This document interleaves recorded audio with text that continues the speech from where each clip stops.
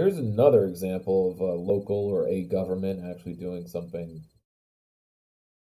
good. It's not socialism to do this stuff. It's just there's a certain category of policy that's good policy. It's backed by a good evidence. Still fits within the neoliberal framework. Still can be, you can still hatch at it with critical theory, but it's otherwise still benefiting people. This is the stuff the Dem socks. It's their bread and butter. This is the thing that they get done by participating. You participate in the Democratic Party, participate in local politics. This is the stuff that can actually happen by doing that stuff. You don't get full socialization. You don't get, working outside of the hellscape of capitalism, but you do make things a little less hellish day by day. But then there's the argument of like, you're just making things able to continue as they are and not transforming. Counter to that is that you're transforming everything by making all of these small reforms. This is by Lisa Rodriguez. Let's turn my blockers off for this. Script blockers are great. Filed by Lisa Rodriguez. So they've voted to get rid of bus fares unanimously. I couldn't imagine this happening in my neck of the woods. Um, it would take years of like pushing just to like them to go fare free on like one of the big routes. Kansas City is poised to become the largest city in the country to eliminate bus fares. Kansas City Council on Thursday enthusiastically endorsed the idea, voting unanimously to direct the city manager, which are kind of better than having mayors. When you have an elected mayor, elected executive, kind of get boss politics with that. Oh, that was a follow. Oh, I see. Yeah, I'm set to default sound effects because I had to reformat my computer, and that meant I had to reinstall everything. So yeah, things will get more personalized as I go. So thank you. Don't take the vaccine. This may upset you, but I have taken the vaccine, at least first half. Interesting anecdote. I do home health care, and the woman that I kind of clean her house once a week, apartment, flat, she mentioned that one of the side effects when she got her first shot was she, for the first time in her life, hallucinated something. It was a very odd hallucination. It was kind of like a waking dream, but it was literally like a minute or a moment. Really weird. Others have it. It has occurred in others, but it was really just the one instance. She thought she had swallowed a battery. Just that. Nothing else. Take it as you will.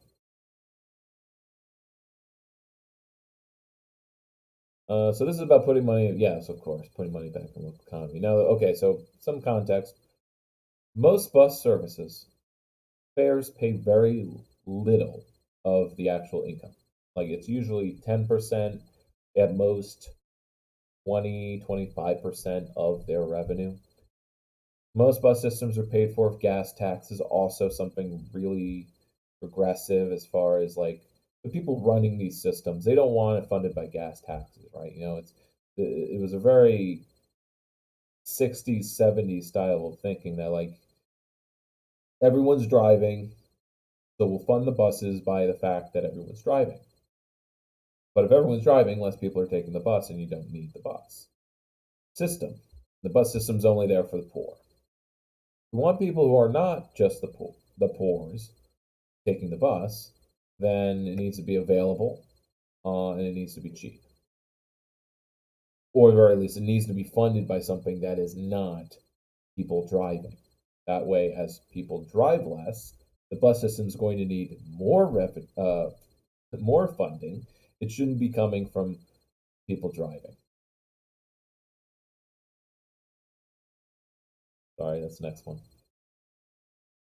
Um, Robbie Minkin, the head of the Kansas Area Transportation Authority, said a $1.50 fare would go much further to boost the economy outside the fare box. It's not going to leave the state. It's going to go right back in local economy, buying shoes, bread, buying the essentials, which we get a piece of anyway by generating sales taxes.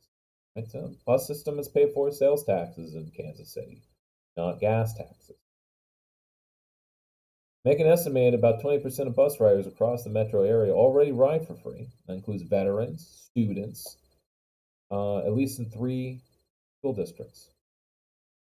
And I know that's the case here in my area, Albany. We have a bus system that does give out cards to various people. With seniors or disabled, it's half price. Not cool. It should be free. When I worked for a certain grocery chain, a unionized one, by the way, they negotiated as part of the package bus cards. So I had an unlimited free bus card while I was working at this grocery store. It's one of the good perks of it. I really miss having it. I also don't miss working at a grocery store. So since then, or especially since I started working there, it's kind of been a pet local policy of mine to kind of allow for some bulk buying, that the city would do that.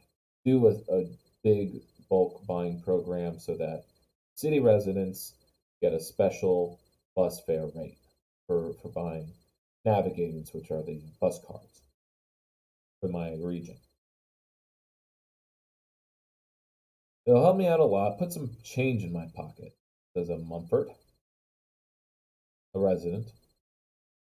Megan said going fare free across the entire system will cost 12 million a year. That was, I guess, their revenues. Kansas City's portion of that is the 8 million approved by the city council. So, to start, the council has actually put money towards free fares.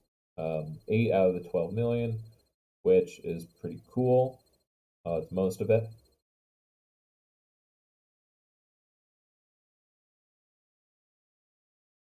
I'm just pausing because my brain just broke a little bit thinking about that there's Kansas City actually had money in their budget to actually put towards social goods.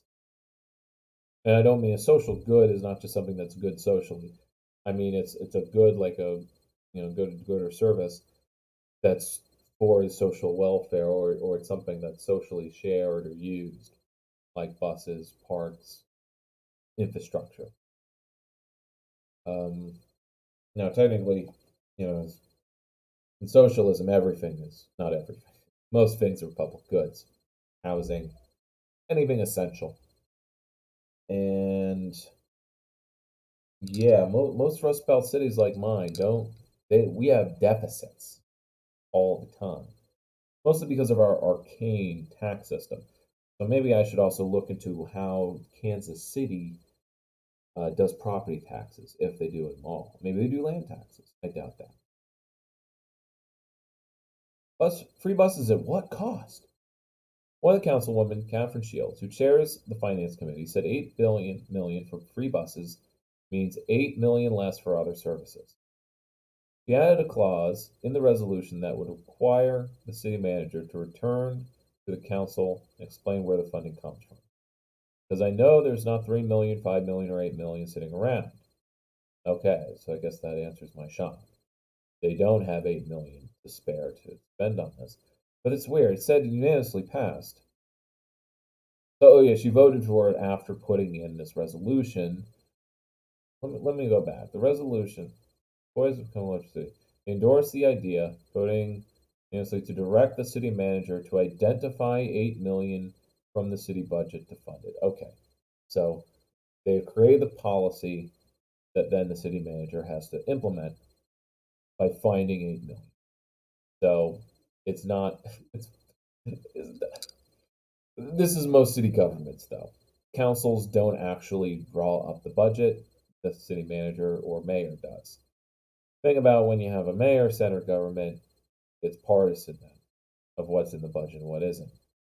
City manager is someone who's hired, someone who's just the bean counter.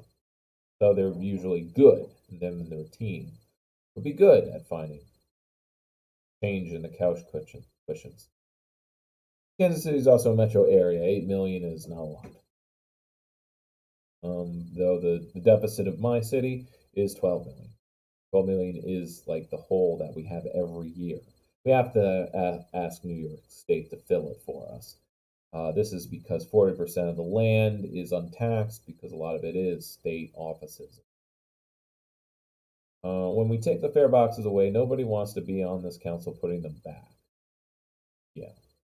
So she wants to make sure that it's actually funded. The resolution requires city manager to return and explain where the funding comes from. Surprised that isn't required anyway, but hey, she made a requirement. Otherwise, I'll do the policy without fully funding it, or by making the numbers work. The zero fare option would only apply to Kansas City, Missouri buses, even though Ride KC serves the entire metro area, which is split across 7 counties and 2 states. Only buses that originate and return to Kansas City would be free. Those are certain routes that then bring people to Kansas City. Free to go to Kansas City, free to come out and back to Kansas City. That's good for Kansas City, not the suburbs. He said all the different jurisdictions have worked hard to make transit seamless since they came under Kansas City authority. We've done a lot of work to make sure that our fares are the same across the region, to make sure that our branding is the same, and blah, blah. This is Josh Powers. He oversees it. That someone may ride free in parts of the metro area, but not in others. Powers said other municipalities are watching with interest to see how this plays out. But he says Johnson County is currently not considering going fare free. Of course, no free rides in Johnson County.